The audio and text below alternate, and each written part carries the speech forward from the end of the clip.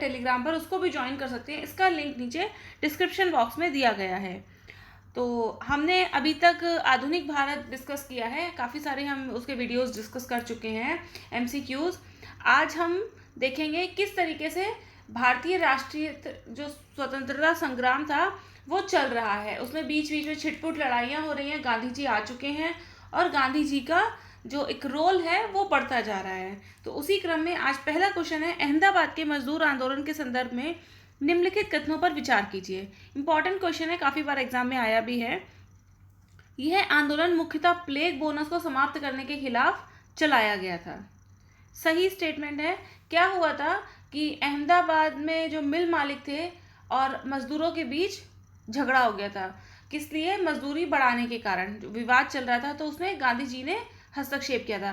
अहमदाबाद की तरफ क्या था, प्लेग जो है, प्लेग जो बीमारी है, ऐसा भी कहा भी जा रहा है 2020 में क्या हुआ है, कोरोना आया है, 1920 में आया था प्लेग। तो उस समय प्लेग के कारण कहा गया था कि थोड़ा बोनस हमें और दीजिए, हमें बीमारी, हमें दवा लेनी है। जैसे आपको बताया था ना, मलेरिया बोनस दिया जाता है तराई इलाकों में।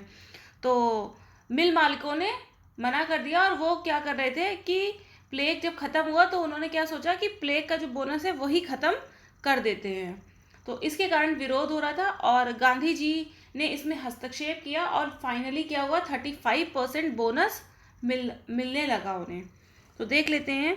गांधी जी ने न्यायाधिकरण के समक्ष यह तर्क दिया कि प्रथम विश्व युद्ध के दौरान महंगाई काफ़ी बढ़ चुकी है, अतः बोनस को समाप्त करना उचित नहीं होगा। ये स्टेटमेंट यहाँ पर ठीक है।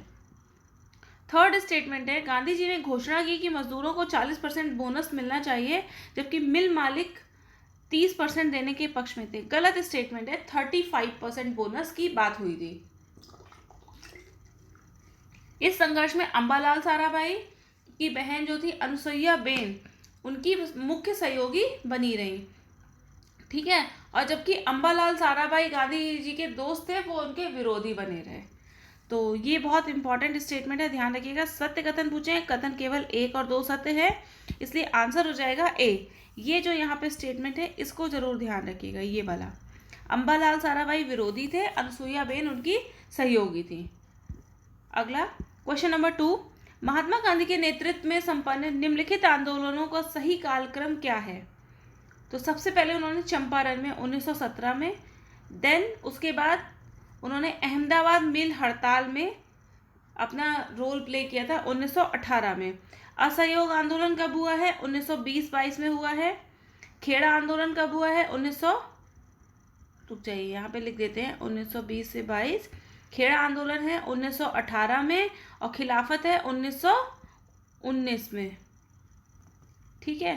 तो सबसे पहले चंपारण हो जाएगा 1, उसके बाद 3, ठीक है, उसके बाद 4, उसके बाद 2। तो 1, 3, 4, 2 है, यानी कि सी ऑप्शन यहाँ पर सही हो जाएगा। यहाँ पे 1999 नहीं है, खिलाफत के सामने 1919 है। ठीक, 1919 से 1922 तक। क्वेश्चन नंबर 3, रॉलेट एक्ट के संदर्भ में निम्नलिखित कथनों में से कौन सा कथन सही नहीं है? भारतीय राष्ट्रीय आंदोलन में क्रांतिकारियों के बढ़ते प्रभाव को रोकने के लिए सिडनी रॉलेट की अध्यक्षता में एक कमेटी गठित की गई थी। सत्य कथन है। रॉलेट एक्ट, रॉलेट कमेटी को यह जांच करने का आदेश दिया गया कि भारत में किस स्तर तक क्रांतिकारी आंदोलन फैला हुआ है और उसका सामना करने के लिए किस प्रकार के कानूनों की आवश्यकता है। ये स्टेटमेंट भी ठीक है। थर्ड स्टेटमेंट है, रॉलेट एक्ट को लागू करने के पीछे मुख्य कारण यह था कि भारतीय रक्षा कानून की अवधि समाप्त होने वाली थी। ये स्टेटमेंट भी यहाँ पे ठीक है। और चौथा स्टेटमेंट क्या है, इस एक्ट का विरोध कर रहे द्वारिकादास और शंकरलाल बैंकर को गिरफ्तार कर लिया गया, जिसके विरोध में जलियांवाला बाग में सभा आयोजित की गई। गलत स्टेटमेंट है। आपको ये तीनों स्टेटमेंट ना भी पता हो, रॉलेट एक्ट के बारे में केवल इतना पता हो कि 1919 में आया था और डॉक्टर सैफुद्दीन किचलू और डॉक्टर सतपाल को गिरफ्तार कर लिया गया था, जलियांवाला बाग में सभा आयोजित की गई थी और फिर गोलियां चली थी जनरल डायर। वो वाला किस्सा याद होगा, तब भी आप क्वेश्चन को सॉल्व कर सकेंगे, क्योंकि आपको 2 नाम याद है। यहाँ पे आंसर हो जाएगा डी। कौन सा कथन सत्य नहीं है? डी कथन यहाँ पे सत्य नहीं है। यह जो एक्ट था सेडिशन कमेटी की सिफारिश पर बना था और इस एक्ट के अनुसार क्या कहा गया था, मजिस्ट्रेट किसी भी संदिग्ध व्यक्ति को गिरफ्तार करके अनिश्चित काल के लिए कारागार में डाल सकता है। इस कानून के लिए कहा भी गया था बिना वकील, बिना अपील और बिना दलील का कानून कहा गया था। ना वकील आप ले जा सकते हैं, ना कोई दलील रख सकते हैं, ना ही इसके लिए कोई अपील कर सकते हैं। और दिल्ली में स्वामी श्रद्धानंद ने इस आंदोलन का नेतृत्व किया था, ठीक, और गांधी जी को भी इसमें गिरफ्तार कर लिया गया था। क्वेश्चन नंबर 4, जलियांवाला बाग हत्याकांड के संदर्भ में निम्नलिखित कथनों पर विचार कीजिए। सर शंकरन नायर ने इस हत्याकांड के विरोध में वायसराय की कार्यकारिणी परिषद से इस्तीफा दे दिया था। सही स्टेटमेंट है। जब गुस्सा होते हैं, अभी कुछ समय पहले भी चला था कि अपने टाइटल्स लोग लौटा रहे थे, तो उसी तरीके की चीज़ें उस समय भी देखी गई थी। रविंद्रनाथ टैगोर ने इस हत्याकांड के विरोध में नाइट की उपाधि वापस कर दी थी। सही है। और इस हत्याकांड की जांच हेतु लॉर्ड हंटर की अध्यक्षता में एक आयोग की स्थापना की गई। हंटर आयोग की स्थापना की गई थी। ये स्टेटमेंट भी ठीक है। सत्य कथन पूछा है, तीनों कथन सत्य हैं, इसलिए आंसर हो जाएगा डी। हंटर कमेटी ने अपनी रिपोर्ट प्रस्तुत की और इसमें क्या था, 8 सदस्यीय ये कमेटी थी। 5 अंग्रेज थे और 3 भारतीय थे। 3 भारतीयों में कौन कौन था पूछा जाता है। ये चिम्मनलाल सीतलवाड़, शहाबजादा सुल्तान अहमद और जगत नारायण। हंटर कमेटी ने ये अपनी 1920 में रिपोर्ट दी और कहा कि इससे पूर्व ही सरकार ने दोषी व्यक्ति को बचाने के लिए जो है एक बिल पारित कर दिया था। और कमेटी द्वारा पूरा जो प्रकरण हुआ था कि जनरल डायल ने हत्या लोगों पे गोलियां बरसाई थी, तो उसको एक काम को बिल्कुल नेक सिद्ध कर दिया। बस ये कहा कि जो उसने मीन्स यूज़ किए हैं, मतलब जो साधन यूज़ किए हैं वो गलत थे। मतलब मारना सही था, तलवार से मार देता, कुछ इस तरीके की बात अगर हम इसको लिख सकते हैं। और जनरल डायर की बाद में किसने हत्या कर दी थी? ऊधम सिंह ने गोली मार के लंदन में हत्या कर दी थी 1940 में। नेक्स्ट क्वेश्चन नंबर 5, अंग्रेजी सरकार शैतान है जिसके साथ सहयोग संभव नहीं। हम कैसे स्वीकार कर सकते हैं कि नवीन व्यवस्थापिकाएं हमारे स्वराज का मार्ग प्रशस्त करेंगी? स्वराज की प्राप्ति के लिए हमारे द्वारा प्रगतिशील अहिंसात्मक असहयोग की नीति अपनाई जानी चाहिए। गांधी जी का उपर्युक्त वक्तव्य निम्नलिखित में से किस अधिवेशन से संबंधित है? तो ये जो वक्तव्य है, सारी पूरी बात कही है गांधी जी ने, वो कही है गांधी जी ने कब? कलकत्ता कांग्रेस महासमिति अधिवेशन में 1920 में। और असहयोग आंदोलन कब शुरू हुआ है? नॉन कोऑपरेशन मूवमेंट कब शुरू हुआ है? 1920 में। तो देखिए उससे पहले ही उन्होंने ये बात कही थी कांग्रेस की महासमिति के अधिवेशन में। ए आंसर यहाँ पर सही हो जाएगा। क्वेश्चन नंबर 6, निम्नलिखित कथनों पर विचार कीजिए। असहयोग आंदोलन के स्थगित हो जाने से खिलाफत आंदोलन भी अप्रासंगिक हो गया। सही स्टेटमेंट है। आपको याद होगा चौरी चौरा में लोगों ने एक थाने को आग लगा दी थी गोरखपुर के पास, इसीलिए ये आंदोलन को स्थगित कर दिया गया था। और खिलाफत आंदोलन भी कहीं ना कहीं इसके साथ और पैरेलल चल रहा था, तो वो भी अप्रासंगिक हो गया। असहयोग आंदोलन ने राष्ट्रीय आंदोलन को जन आंदोलन में परिवर्तित कर दिया तथा इस दौरान कांग्रेस रचनात्मक कार्यों में भी सफल रही। ये स्टेटमेंट भी यहाँ पर ठीक है। तो सही कथन, दोनों कथन सही है, इसलिए आंसर हो जाएगा सी। रचनात्मक कार्य किए कांग्रेस ने और लोगों में निर्भीकता उत्साह का संचार हुआ और आगे ही इस तरीके की जो रणनीति थी उसी ने हमें स्वतंत्रता दिलवाई है। क्वेश्चन नंबर 7, स्वराज पार्टी के संदर्भ में निम्नलिखित कथनों पर विचार कीजिए। इस पार्टी की स्थापना मोतीलाल नेहरू और चित्तरंजन दास ने की थी। सही है। मोतीलाल नेहरू जवाहरलाल नेहरू के पिता थे। तो ये स्टेटमेंट यहाँ पे ठीक है। इनका उद्देश्य क्या था? विधान परिषदों का हिस्सा बनकर सरकार की नीतियों में बाधा डालना। इस पार्टी में उन लोगों के समक्ष एक विकल्प प्रस्तुत किया जो अधिक धर्मनिरपेक्ष विचारधारा के थे। ये स्टेटमेंट भी ठीक है। जो कहते थे कि हम धर्मनिरपेक्ष हैं, तो उनको लाया गया। स्वराज पार्टी ने 1923 में केंद्रीय लेजिस्लेटिव असेंबली का चुनाव लड़ा। ये स्टेटमेंट भी ठीक है। सत्य कथन पूछे हैं, तीनों कथन सत्य हैं, इसलिए आंसर हो जाएगा आंसर हो जाएगा यहाँ पर डी। ठीक है, डी आंसर यहाँ पर सही होगा। 1, 2 और 3। क्वेश्चन नंबर 8, निम्नलिखित में से कौन सा कथन स्वराज पार्टी के संदर्भ में सही नहीं है? स्वराज पार्टी के अध्यक्ष मोतीलाल नेहरू थे, जबकि चित्तरंजन दास पार्टी के महामंत्रियों में से एक थे। ये गलत स्टेटमेंट है। मोतीलाल नेहरू क्या थे? महामंत्री थे। चित्तरंजन दास जो हैं अध्यक्ष थे। बाकी सारे कथन यहाँ पर ठीक है, तो ए यहाँ पे सही हो जाएगा क्योंकि ये स्टेटमेंट सही नहीं है। तो आंसर हो जाएगा हमारा ए, क्योंकि मैं असत्य कथन बताने थे। क्वेश्चन नंबर 9, झंडा सत्याग्रह कांग्रेस के ध्वज के प्रयोग को रोकने वाले एक स्थानीय आदेश के विरुद्ध यह सत्याग्रह चलाया गया था। सही है, सॉरी। वाइकोम सत्याग्रह आपको पता है क्यों चलाया गया था? मंदिरों में नहीं घुसने दिया जाता था निम्न जातियों के लोगों के लिए, तो ये दक्षिण भारत में चलाया गया था गांधीवादी तरीके से, त्रावणकोर में के एक मंदिर के निकट। तो यहाँ पे क्या लिखा है? वाइकोम सत्याग्रह डकैती की बढ़ती वारदातों को रोकने के लिए सरकार ने यह कहकर अतिरिक्त कर वसूलना शुरू किया कि इससे पुलिस प्रशासन को मजबूत बनाया जाएगा, जिसके खिलाफ नागरिकों ने आंदोलन शुरू कर दिया। गलत स्टेटमेंट है। गुरुवायूर सत्याग्रह, यह आंदोलन केरल में शुरू हुआ जिसका मुख्य मुद्दा दलितों को मंदिर में प्रवेश का अधिकार दिलाना था। ये स्टेटमेंट भी यहाँ पर ठीक है। तो तीनों जो यहाँ सुमेलित नहीं है पूछा है, तो केवल 2 सुमेलित नहीं है, इसलिए आंसर हो जाएगा बी। B is the correct answer. Question number 10, असहयोग प्रस्ताव के संदर्भ में निम्नलिखित कथनों पर विचार कीजिए। सरकारी उपाधियों एवं अवैतनिक सरकारी पदों को छोड़ दिया जाए। असहयोग आंदोलन जब हुआ था उसमें कुछ इस तरीके के प्रस्ताव रखे गए थे। उसमें कहा गया था 2 प्रकार के कार्यक्रम चलेंगे। कौन कौन से? एक तो निषेधात्मक और दूसरे रचनात्मक। निषेधात्मक का मतलब क्या होता है? थोड़े नेगेटिव काम। नेगेटिव का मतलब चोरी डकैती नहीं, थोड़ा सा असहयोग कर रहे हैं, हम कोई खाना बना के रख के हम नहीं खाएंगे, या कोई बहुत सारा काम है हम काम नहीं करने आएंगे, तो ये एक तरीके से असहयोग करना है। और दूसरे थे रचनात्मक काम, कुछ नया रचनात्मक करना है। जैसे अभी का एग्जाम्पल ले सकते हैं, सरकार की चीन के प्रति जो नीति है वो क्या है? असहयोग की है। जनता जो है असहयोग की बात कर रही है कि आप अपने कारखानों में कितना भी प्रोडक्शन करिए, हम नहीं खरीदेंगे आपका सामान। तो असहयोग हो गया। और रचनात्मक काम क्या कर रही है इसके साथ साथ कि जितने भी हम चीनी सामान जहाँ से मंगाते थे उनका जो है वही चीज़ें अपने इंडिया में भी बनाना शुरू कर रही है। रचनात्मक, जब 1-1.5 साल में सारी चीज़ें बन जाएंगी तो हमें चाइना से इंपोर्ट करने की ज़रूरत ही नहीं पड़ेगी। तो फर्स्ट स्टेटमेंट यहाँ पे देख लेते हैं। सरकारी उपाधियों और अवैतनिक सरकारी पदों को छोड़ दिया जाए, सही है। सरकार द्वारा आयोजित सरकारी तथा अर्ध सरकारी उत्सवों का बहिष्कार किया जाए, ये स्टेटमेंट भी यहाँ पर ठीक है। असैनिक श्रमिक व कर्मचारी वर्ग मेसोपोटामिया में जाकर नौकरी करने से इनकार कर दे, ये ठीक है क्योंकि उस समय पे ले जाया जाता था वहाँ पे और उनसे वहाँ पे नौकरी कराई जाती थी।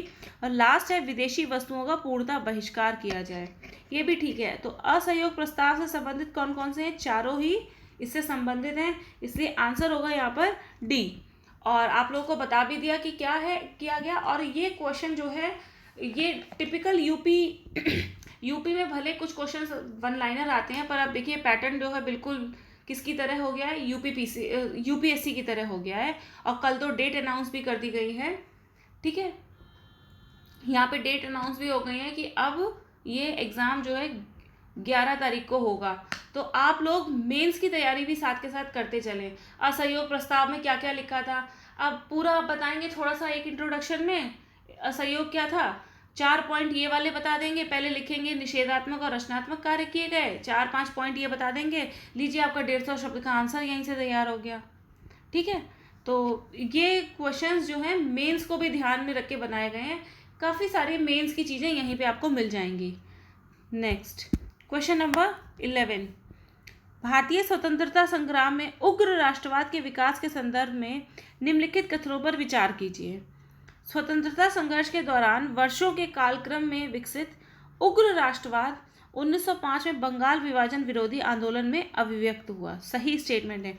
इतने सालों से हम देख रहे थे कि भाई आप लोग हमारे साथ गलत कर रहे हैं, फिर भी हम झेल रहे हैं। एक असंतोष हमारे अंदर था, लेकिन जब बंगाल विभाजन हुआ तो वो सारा असंतोष जो विरोध था वो सब अभिव्यक्त हो गया, निकल के आ गया। नेक्स्ट है 1904 में बने ऑफिशियल सीक्रेट्स एक्ट ने भारतीयों में उग्र राष्ट्रवाद के विकास में योगदान दिया, ये स्टेटमेंट भी ठीक है। इस एक्ट ने क्या किया? प्रेस की स्वतंत्रता को सीमित कर दिया था। ठीक है, इसलिए उग्र राष्ट्रवाद जन्मा था। ये स्टेटमेंट सही है। सत्य कथन क्या है? सी सही है, 1 और 2 दोनों कथन सही हैं। क्वेश्चन नंबर 12, निम्नलिखित में से कौन सी घटना भारतीय स्वतंत्रता आंदोलन में उग्र राष्ट्रवाद के विकास हेतु उत्तरदायी नहीं थी? उग्र राष्ट्रवाद के विकास हेतु कौन सी उत्तरदायी नहीं है? तो 1892 का इंडियन काउंसिल एक्ट बिल्कुल है उत्तरदायी। उसके बाद 97 में नाटो भाइयों का निष्कासन, ये भी है।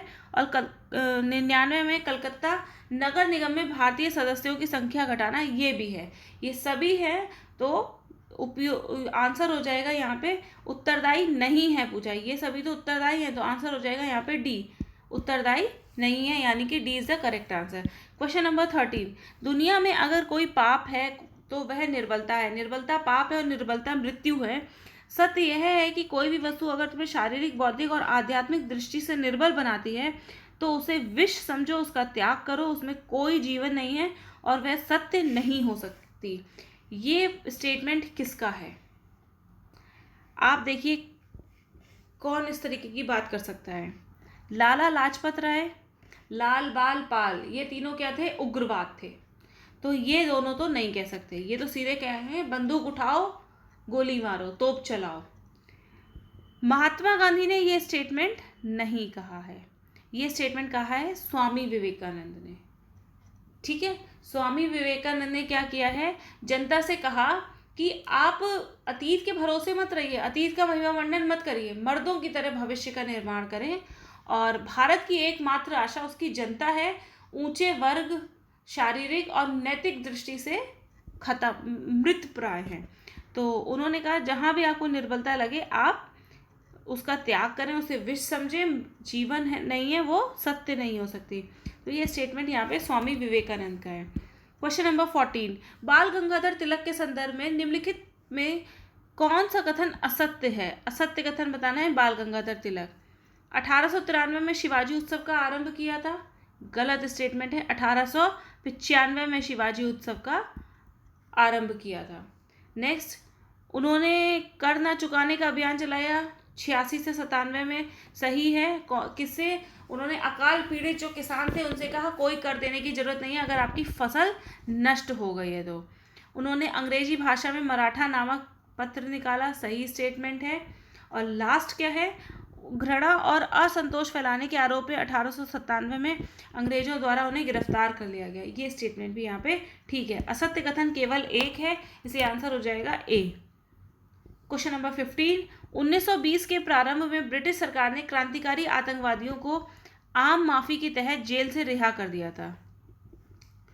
अंग्रेजों के इस कदम का मुख्य उद्देश्य निम्नलिखित में से क्या था? कुछ ना कुछ गलती सोच रहे होंगे। उनका क्या था?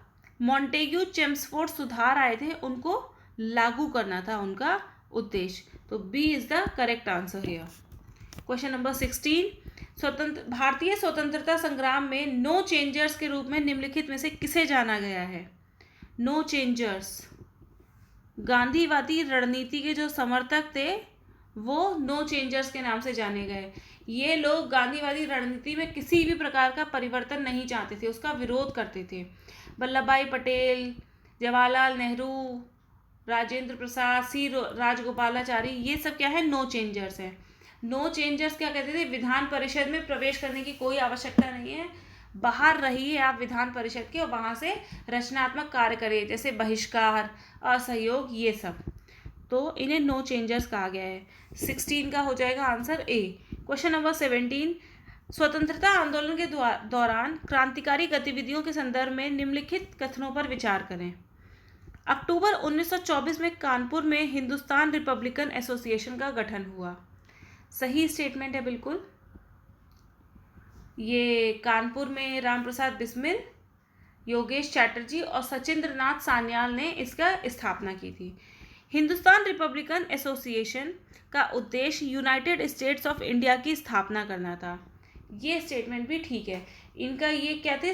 एक सशस्त्र क्रांति थी और इन्होंने क्या सोचा था? उपनिवेश जो है या औपनिवेशिक शासन को उखाड़ फेंकेंगे और एक संघीय गणतंत्र यूनाइटेड स्टेट्स ऑफ इंडिया की स्थापना करेंगे।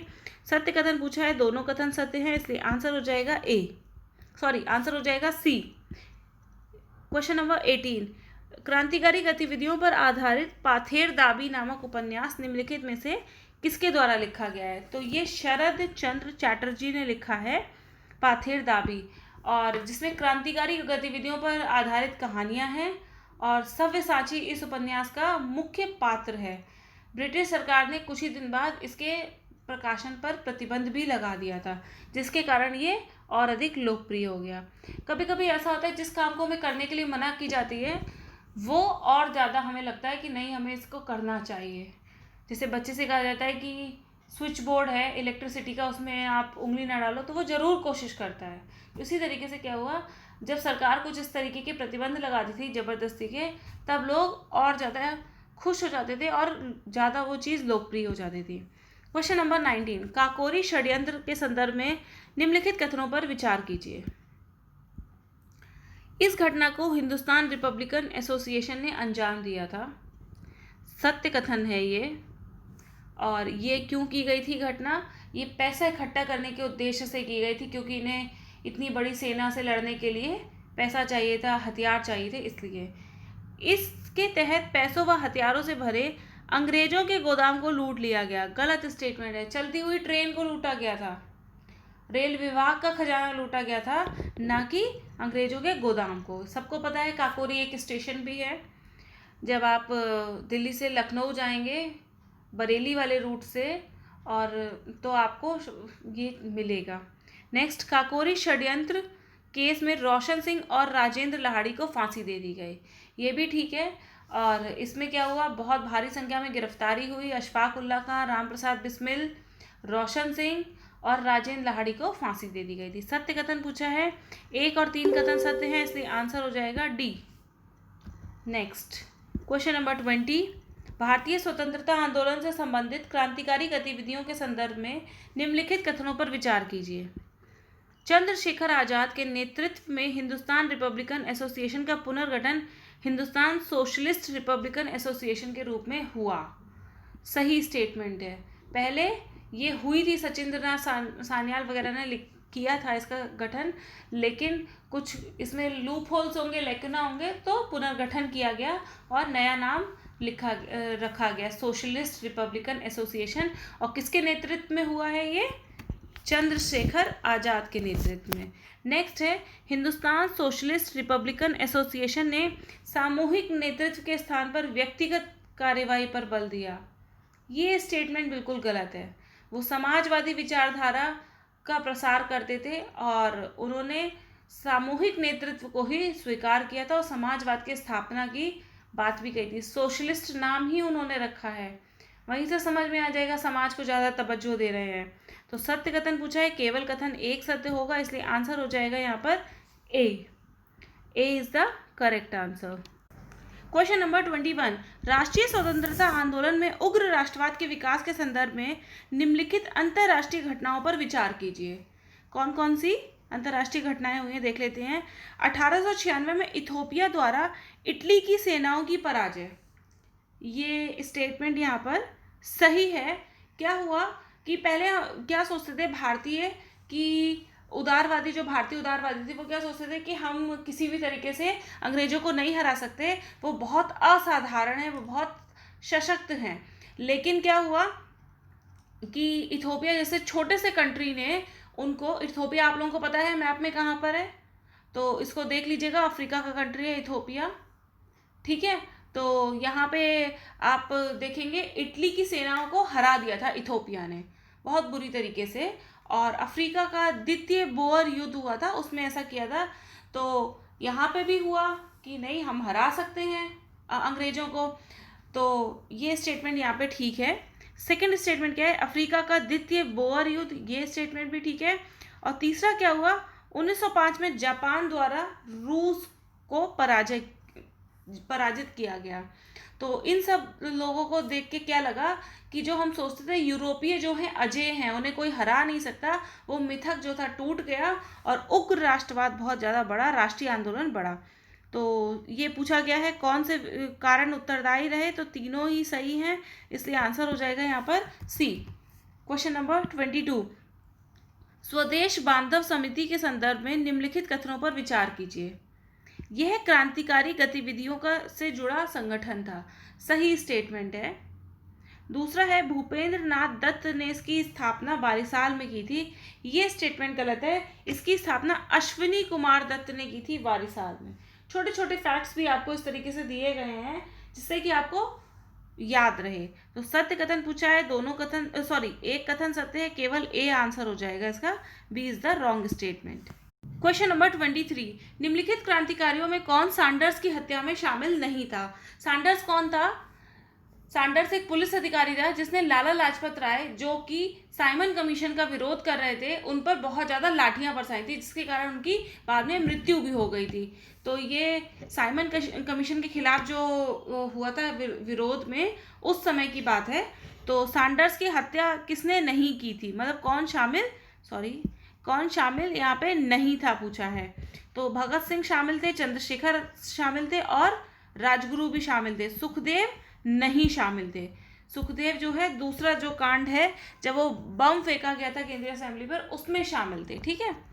Next question number 24, Hindustan socialist Republican Association के तहत भगत सिंह और बटुकेश्वर दत्त ने लाहौर असेंबली पर बम फेंका था। क्रांतिकारियों के इस कदम का उद्देश्य निम्नलिखित में से क्या था? उनका उद्देश्य केवल इतना था कि पब्लिक सेफ्टी बिल जो लाया गया है उन पे उसका जो है उसका विरोध करना और ट्रेड डिस्प्यूट्स बिल का विरोध करना। केवल दो उनके ये एम थे। तो यहाँ पे ए और बी दोनों हो जाएगा, आंसर हो जाएगा C. Question number 25, Chittaranjan Das जो स्वराज पार्टी के संस्थापक अध्यक्ष थे के निधन के बाद बंगाल में कांग्रेसी नेतृत्व युगांतर और अनुशीलन नामक दो खेमों में बट गया था। निम्नलिखित में कौन अनुशीलन गुट का नेता था? तो युगांतर के तो सुभाष चंद्र बोस थे और अनुशीलन गुट के नेता थे जे.एम. सेन गुप्ता। और ये किसके थे? युगांतर के, युग का अंत करने के वाले, कुछ चेंज लाने वाले, युगांतर, युग में कोई अंतर लाने वाले। क्वेश्चन नंबर 26, क्रांतिकारी गतिविधियों से संबंधित चटगांव क्रांतिकारी गुट जिसका नेता सूर्यसेन थे, सूर्यसेन के संदर्भ में निम्नलिखित में से कौन सा कथन असत्य है? वेट अ मिनट, असत्य कथन बताना है हमें। तो कौन सा कथन असत्य है? सूर्यसेन ने असहयोग आंदोलन में महत्वपूर्ण भूमिका निभाई थी। सही स्टेटमेंट है। वो चटगांव के राष्ट्रीय विद्यालय में शिक्षक के रूप में कार्य करते थे और सूर्यसेन को लोग क्या कहते थे? मास्टर दा के नाम से जानते थे। सही स्टेटमेंट है यहाँ पर। वे चटगांव के राष्ट्रीय विद्यालय में शिक्षक के रूप में कार्यरत थे। सही है। उन्होंने आजीवन कांग्रेस की सदस्यता ग्रहण नहीं की थी। गलत स्टेटमेंट है। उन्होंने 1929 में जिला कांग्रेस कमेटी के सचिव थे और 5 अन्य सहयोगी भी इसके सदस्य थे। तो ये गलत हो गया। और चटगांव में क्रांतिकारी सरकार के गठन की घोषणा की, ये स्टेटमेंट भी ठीक है।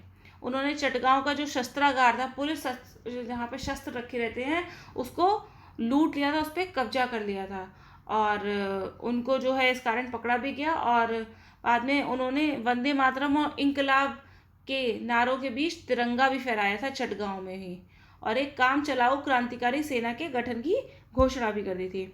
तो यहाँ पे सी स्टेटमेंट गलत है, इसलिए आंसर हो जाएगा C. Question number 27, Hindustan Republican Association के संदर्भ में निम्नलिखित पर विचार कीजिए। 1925 में इसके घोषणा पत्र में ये कहा गया था कि इसका उद्देश्य उन तमाम व्यवस्थाओं का उन्मूलन करना है जिसके तहत एक व्यक्ति दूसरे का शोषण करता है। सही स्टेटमेंट है। ये कहता था कि सब सोशलिस्ट वर्ड से ही हमें समझ में आता है कि साम्यवादी, सब लोग समान तरीके से रहे, साम्यवादी सिद्धांतों की ये शिक्षा देता था। इसलिए कहता था कि सारी वो व्यवस्थाएं खत्म हो जाएं जिनमें शोषण जैसी कोई चीज़ है। इसके क्रांतिकारियों ने रेल, परिवहन के अन्य साधनों तथा इस्पात और जहाज निर्माण जैसे बड़े उद्योगों के राष्ट्रीयकरण का भी प्रस्ताव रखा। ये स्टेटमेंट भी ठीक है, क्योंकि क्या होता है, सोशलिस्ट जो कंट्रीज होते हैं वो क्या कहते हैं, सब चीज़ राष्ट्रीयकृत होनी चाहिए। तो सत्य कथन हुए हैं, दोनों कथन सत्य हैं, इसलिए आंसर हो जाएगा सी। क्वेश्चन नंबर 28, क्रांतिकारियों ने जनता को अपनी विचारधारा से अवगत कराने के लिए जो दस्तावेज द फिलॉसफी ऑफ बॉम्ब शीर्षक से जारी किया था, उसे निम्नलिखित में से किसने तैयार किया था? भगवती चरण बोहरा ने ये दस्तावेज तैयार किया था। देखिए, कुछ चीज़ें क्या होती है सरकार को धमकाने के लिए या उन्हें बताने के लिए कि हम ऐसा करने जा रहे हैं, आप सही हो जाइए, आप हमारी मांगे मान लीजिए, अन्यथा हम इस तरीके की चीज़ें करेंगे। तो द फिलॉसफी ऑफ बॉम्ब जो दस्तावेज जारी किया था, उसमें ये केवल अपनी विचारधारा बताने का प्रयास किया गया था। और फिलॉसफी ऑफ बॉम्ब को चंद्रशेखर के आग्रह पर भगवती चरण बोरा ने तैयार किया था। क्वेश्चन नंबर 29, भारतीय स्वतंत्रता संग्राम से संबंधित भारत नौजवान सभा के संदर्भ में निम्नलिखित कथनों पर विचार कीजिए। इस संगठन का गठन 1926 में पंजाब में किया गया। सही स्टेटमेंट है। नौजवान सभा पंजाब में गठित हुई है। लाला लाजपत राय इस संगठन के संस्थापक महामंत्री थे। बिल्कुल गलत स्टेटमेंट है। भगत सिंह थे इसके महामंत्री। भगत सिंह का विश्वास जो था, उनका व्यक्तिगत बहादुरी और क्रांतिकारी आतंकवाद से गिरफ्तारी से पहले ही उठ चुका था। ठीक है, वो सोचते थे कि मैं अकेले सब कुछ कर लूँगा, क्रांतिकारी से ही जीत सकते हैं, लेकिन बाद में उन्हें रियलाइज़ हुआ व्यापक जन आंदोलन लाना पड़ेगा। ठीक है, तो व्यापक जन आंदोलन को मानते थे। तो ये यहाँ पे लाला लाजपत राय नहीं है। इस संगठन के तत्वावधान में भगत सिंह और सुखदेव ने लाहौर छात्र संघ का गठन किया। सही स्टेटमेंट है ये। तो सत्य कथन पूछा है, 1 और 3 कथन सत्य हैं, इसलिए आंसर होगा यहाँ पर सी। क्वेश्चन नंबर 30, क्रांति के लिए रक्त रंजित संघर्ष की जरूरत नहीं है। व्यक्तिगत बैर के लिए भी इसमें कोई जगह नहीं है। यह बम और पिस्तौल की उपासना नहीं है। क्रांति से हमारा तात्पर्य यह है कि अन्याय पर आधारित मौजूदा व्यवस्था समाप्त होनी चाहिए। अभी भगत सिंह का थोड़ा सा हृदय परिवर्तन हुआ था, ठीक है, तो वो इस तरीके की बातें करने लगे थे। तो ये स्टेटमेंट जो है भगत सिंह की है। और ये जो है असेंबली बम कांड हुआ था, भगत सिंह ने ये बातें अदालत में गई थी। और फिलॉसफी ऑफ बॉम्ब में क्रांति को सामाजिक, राजनीतिक और आर्थिक स्वाधीनता के रूप में परिभाषित किया गया है। क्वेश्चन नंबर 31, क्रांतिकारियों की मृत्यु के संदर्भ में निम्नलिखित में से कौन सा क्रम सही है? सही क्रम बताना है। सबसे पहले कौन मरा, उसके बाद कौन मरा? तो सबसे पहले खुदीराम बोस, और उसके बाद अशफाक उल्लाह खां, उसके बाद चंद्रशेखर आज़ाद, और उसके बाद भगत सिंह। भगत सिंह सबसे लास्ट में उनको फांसी दी गई थी। कब? 1931 में। ठीक, चंद्रशेखर 27 फरवरी 1931 में, और भगत सिंह 23 मार्च को। अशफाक उल्लाह खां को काकोरी कांड में फांसी दी गई थी, तो आपको पता होगा वो पहले का है, तो 1927 में। और खुदीराम बोस को किंग फोर्ड की हत्या के प्रयास में फांसी दी गई थी, तो वो 1908 में। यहाँ पे एक्सप्लेनेशन आप देख सकते हैं। क्वेश्चन नंबर 32, ब्रिटिश सरकार ने अतिवादियों पर लगाम कसने और सरकार विरोधी आंदोलन को कुचलने के उद्देश्य से कई कानून बनाए। इस संदर्भ में निम्नलिखित युग्मों पर विचार कीजिए। तो कौन कौन से वो कानून है? राजद्रोही सभा बनाया था। राजद्रोही सभा अधिनियम 1907 में। सही है। भारतीय प्रेस अधिनियम 1910 में बना है, ना कि 1908 में, तो ये गलत हो जाएगा। भारतीय समाचार पत्र अधिनियम 1908 में है, ये भी सही है। और फौजदारी कानून अधिनियम 1910 में, ये गलत है, ये 1908 में बना है। तो यहाँ पे 1 और 3 सही हैं, सत्य कथन ही पूछा है, इसलिए आंसर हो जाएगा बी। ठीक, यहाँ पे देख लीजिए। क्वेश्चन नंबर 33, बंगाल में क्रांतिकारी आंदोलन के संदर्भ में निम्नलिखित कथनों पर विचार कीजिए। बंगाल में क्रांतिकारी आंदोलन का सूत्रपात भद्रलोक समाज से हुआ। सही स्टेटमेंट है। सबसे पहले इन्होंने ही स्टार्ट किया था। नाम भले भद्र था, पर इन्होंने क्रांतिकारी आंदोलन स्टार्ट किया था। सेकंड स्टेटमेंट क्या है? बंगाल में क्रांतिकारियों का प्रथम गुप्त संगठन अनुशीलन समिति था। सही स्टेटमेंट है। अनुशीलन समिति किसके अंडर थी? JN सेनगुप्ता। और युगांतर किसके अंडर थे? सुभाष चंद्र बोस के। थर्ड स्टेटमेंट है, मिदनापुर में अनुशीलन समिति की स्थापना P मित्रा ने की थी। गलत है, ये किसने की थी? ज्ञानेंद्र नाथ बसु ने की थी। बाद में इनके अंडर आई थी। कब? चित्तरंजन दास की मृत्यु के बाद किसके? JN सेनगुप्ता के अंडर आ गई थी। तो सत्य कथन क्या है? यहाँ पे कथन 1 और 2 सत्य है, इसलिए आंसर होगा ए। क्वेश्चन नंबर 34, निम्नलिखित में से कौन सा क्रांतिकारी गतिविधियों से संबद्ध पत्र या पत्रिका नहीं है? कौन सी नहीं है? अमृत बाजार पत्रिका क्रांतिकारी गतिविधियों से संबंधित नहीं थी। इसकी शुरुआत कब हुई थी? 1868 में ही हो गई थी। और ये साप्ताहिक पत्र था जिसे शिशिर कुमार घोष ने स्टार्ट किया है। तो आंसर होगा हमारा यहाँ पर डी। बाकी और पत्रिकाओं के बारे में भी यहाँ पे लिखा है, आप देख सकते हैं। क्वेश्चन नंबर 35, राष्ट्रीय स्वतंत्रता आंदोलन के तहत महाराष्ट्र में क्रांतिकारी गतिविधियों के संदर्भ में निम्नलिखित कथनों पर विचार कीजिए। रामोसी कृषक दल ने क्रांतिकारी गतिविधियों की शुरुआत महाराष्ट्र में की थी, सत्य कथन है ये। और वासुदेव बलवंत फड़के रामोसी कृषक दल के नेता थे, ये स्टेटमेंट भी ठीक है। इन्होंने महाराष्ट्र में सशस्त्र विद्रोह के जरिए देश से अंग्रेजों को बाहर निकालने की योजना भी बनाई थी। दोनों स्टेटमेंट यहाँ पे सही हैं, सत्य कथन ही पूछा है, इसलिए आंसर हो जाएगा सी। क्वेश्चन नंबर 36, भारतीय स्वतंत्रता संघर्ष के संदर्भ में निम्नलिखित कथनों पर विचार कीजिए। विनायक दामोदर सावरकर ने अपने भाई गणेश दामोदर सावरकर के साथ 1904 में मित्र मेला का गठन किया, गलत स्टेटमेंट है। इन दोनों ने गुप्त सभा मित्र मेला का गठन किया था, ठीक है। ये कथन जो है गलत है। विनायक दामोदर सावरकर ने अपने भाई गणेश दामोदर के साथ 1904 में नहीं 1890 में यहाँ पे क्या किया था, मित्र मेला का गठन किया था। दूसरा क्या है, 1904 अभिनव भारत की स्थापना विनायक दामोदर सावरकर ने की थी, ये सही है, ये की थी 1904 में। और ये एक और चीज़, ये नासिक के जो जिला मजिस्ट्रेट हैं जैक्सन की अभिनव भारत के एक सदस्य ने ही हत्या कर दी थी। तो सत्य कथन है दोनों, सॉरी केवल एक, दूसरा कथन सत्य है, यहाँ पे 2 होगा ना कि 1, केवल दूसरा कथन सत्य है, इसलिए आंसर हो जाएगा B. First statement is wrong. Question number 37, स्वतंत्रता आंदोलन के दौरान पंजाब में क्रांतिकारी गतिविधियों के बारे में निम्नलिखित कथनों पर विचार करें। अजीत सिंह ने अपने समाचार पत्र पंजाबी के माध्यम से पंजाब के लोगों को उत्पीड़न का विरोध करने हेतु प्रोत्साहित किया, गलत स्टेटमेंट है। पंजाबी नामक पत्र किसने चलाया था, लाला लाजपत राय ने चलाया था, ना कि अजीत सिंह ने। लाला लाजपत राय ने भारत माता पत्र का भी प्रकाशन किया, ये स्टेटमेंट भी गलत है। भारत माता पत्र का प्रकाशन किया था अजीत सिंह ने, ठीक है।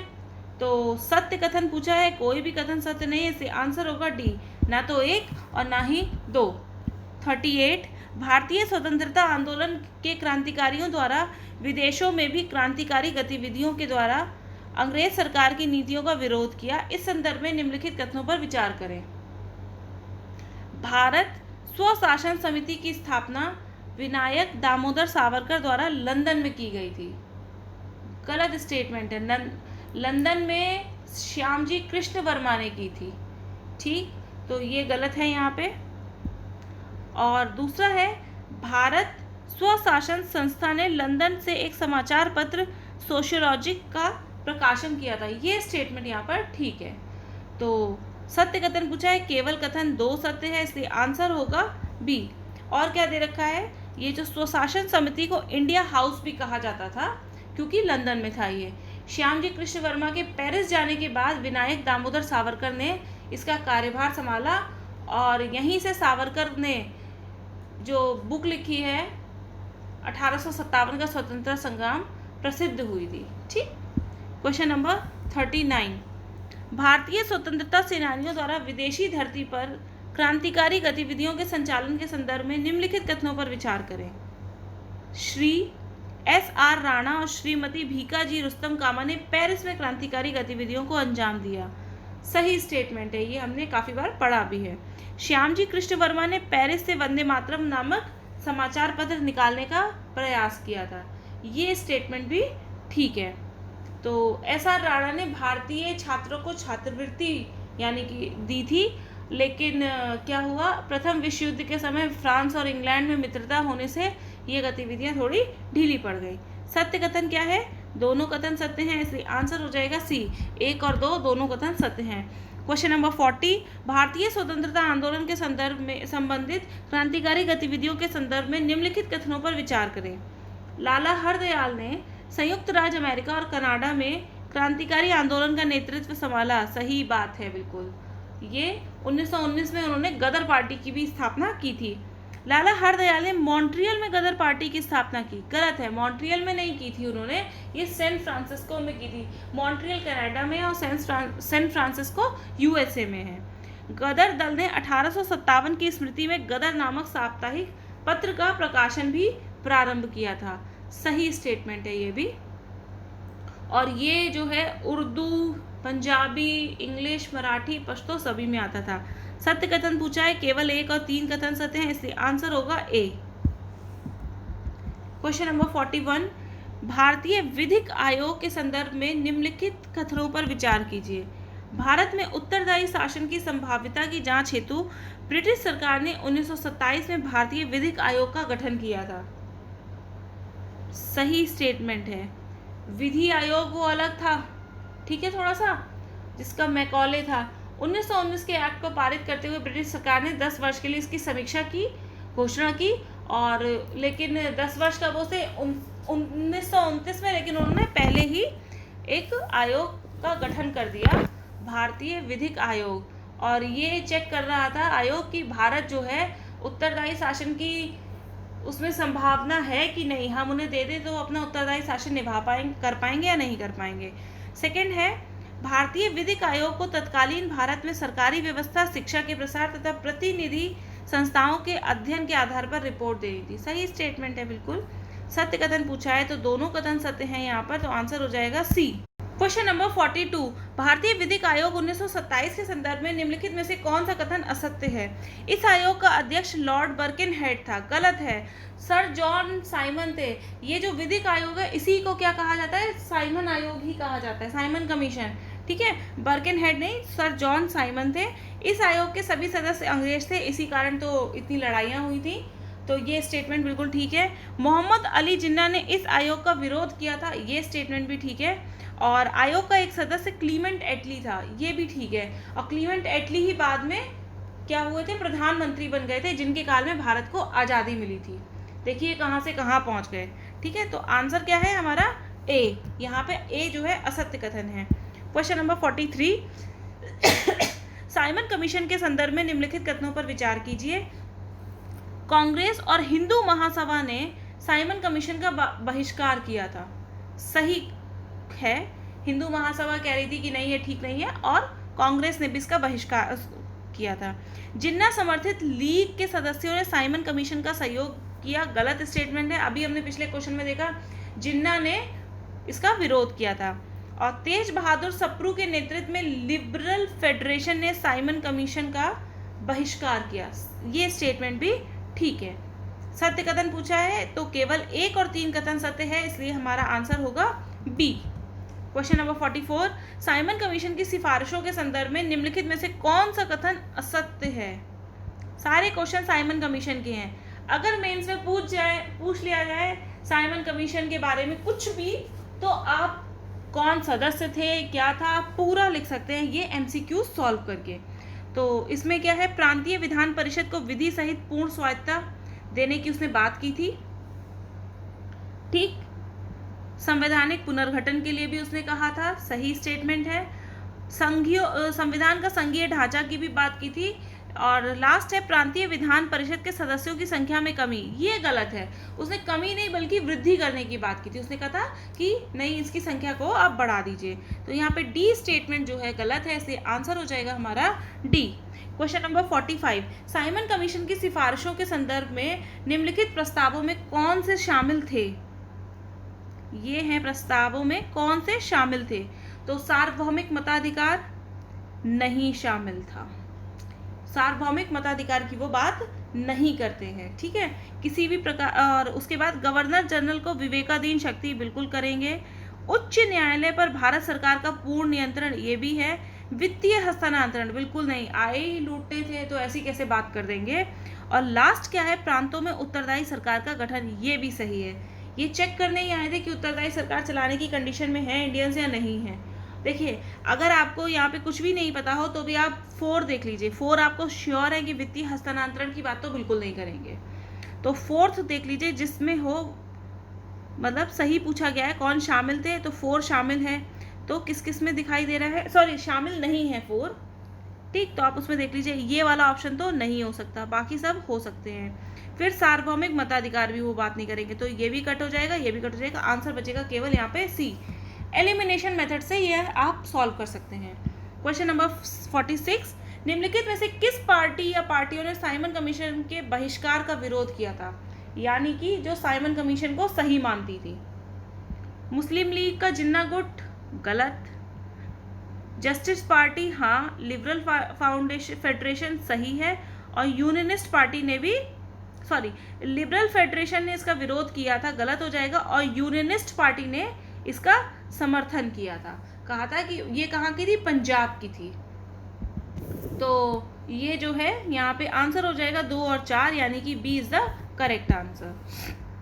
क्वेश्चन नंबर 47, अराउंड 10 क्वेश्चन इस पे साइमन कमीशन के ही हैं, क्योंकि ये बहुत हॉट टॉपिक है, आता है काफ़ी बार और सभी एग्जाम्स में, तो इसीलिए काफ़ी सारे क्वेश्चंस, एक एक इसका जो पॉइंट है, एक एक चीज़ उसको कवर किया गया है। साइमन कमीशन के सहयोग के लिए तत्कालीन वाइसराय लॉर्ड इरविन ने एक अखिल भारतीय समिति की स्थापना की थी। इस अखिल भारतीय समिति की अध्यक्षता किसने की थी? तो इसकी अध्यक्षता की थी सी शंकरन नायर ने। ठीक है, इसकी अध्यक्षता सी शंकरन नायर ने की थी। क्वेश्चन नंबर 47, साइमन कमीशन के संदर्भ में निम्नलिखित कथनों पर विचार कीजिए। 1927 में मद्रास अधिवेशन में भारतीय राष्ट्रीय कांग्रेस द्वारा साइमन आयोग के बहिष्कार का प्रस्ताव पारित किया गया। कांग्रेस तो अपोज में थी ही, तो ये स्टेटमेंट ठीक है। और इस अधिवेशन की अध्यक्षता की थी M.A. अंसारी ने। नेक्स्ट, भारतीय राष्ट्रीय कांग्रेस के मद्रास के वार्षिक अधिवेशन की अध्यक्षता M.A. अंसारी ने की। बिल्कुल सही स्टेटमेंट है, सत्य कथन, दोनों कथन सत्य हैं। आंसर हो जाएगा हमारा सी। क्वेश्चन नंबर 49, साइमन कमीशन में एक भी सदस्य भारतीय न होने के कारण इसके बहिष्कार के निर्णय हेतु सर्वदलीय सम्मेलन का आयोजन दिसंबर 1927 में किस स्थान पर किया गया? तो कोई भी सदस्य नहीं था, हमें पता है, तो इसके लिए कहा गया कि यहाँ पे ये गलत इन लोगों ने किया है, कोई ना कोई सदस्य तो होना चाहिए। तो सर्वदलीय सम्मेलन, सभी दल इकट्ठे एक साथ आ गए थे। तो ये कहाँ पे हुआ सम्मेलन? इलाहाबाद में हुआ है ये सम्मेलन। ठीक है, आंसर हो जाएगा ए। नेक्स्ट, आज का last question, question number 50, Simon आयोग के संदर्भ में निम्नलिखित कथनों पर विचार कीजिए। साइमन कमीशन ने भारत की 2 बार यात्रा की। सही स्टेटमेंट है, एक बार 1928 में और फिर 1929 में भी 2 बार भारत की यात्रा की है। अगला है, इस आयोग ने अपनी रिपोर्ट 1929 में सरकार को सौंपी। गलत स्टेटमेंट है, 1930 में सौंपी थी। गोलमेज सम्मेलन का प्रस्ताव साइमन कमीशन की रिपोर्ट पर विचार करने के लिए किया गया था। ये स्टेटमेंट भी ठीक है। ये कहा गया कि गोलमेज सम्मेलन में बुलाया जाए सबको और चर्चा की जाए कि साइमन कमीशन की रिपोर्ट का क्या उसमें दिया गया है, बात की जाए। सत्य कथन क्या है? केवल 1 और 3 कथन यहाँ पे सत्य हैं, इसलिए आंसर हो जाएगा यहाँ पर सी। तो आज का सेशन यहीं समाप्त होता है। Thank you very much.